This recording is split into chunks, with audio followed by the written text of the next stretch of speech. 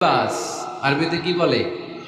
লিবাস। আল্লাহ বলেছেন, ও নারীরা তোমরা পুরুষদের জন্য পোশাক, আর ও পুরুষেরা তোমরা নারীদের জন্য পোশাক। পড়েন সুবহানাল্লাহ।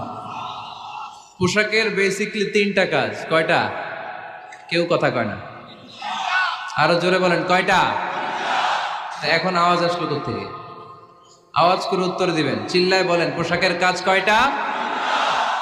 এভাবে শেষ পর্যন্ত খোঁচায় যেন সাউন্ড বের করা না লাগে, স্বপ্রণোদিত ভাবে উত্তর করবেন, ক্লাসের মতো হোক। তিনটা কাজ। এক নম্বর কাজ হচ্ছে পোশাক ইজ্জতের আবরু, লজ্জাস্থান ঢেকে রাখে, ঠিক কিনা? আমাদের লজ্জাস্থান ঢেকে রেখেছে আমাদের পোশাক।